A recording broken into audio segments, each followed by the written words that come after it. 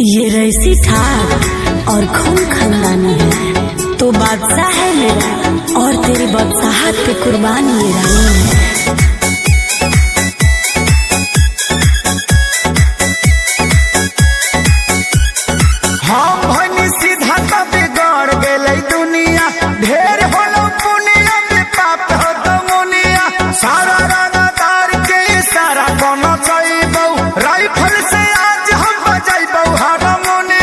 Control में जी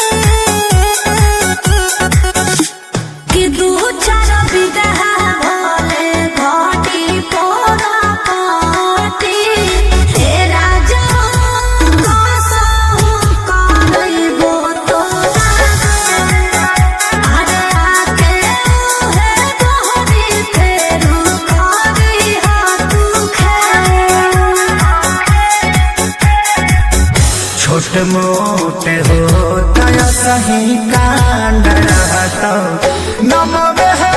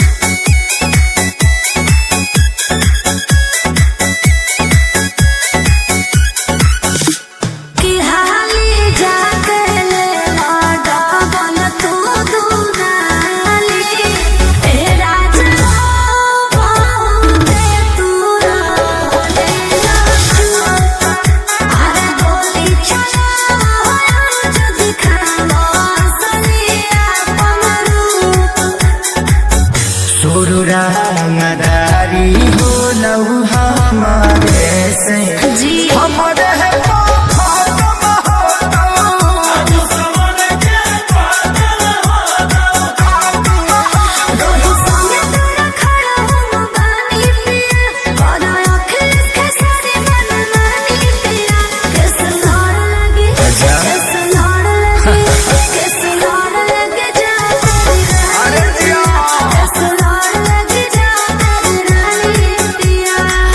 अब करे के बाद डरे के का बात चल।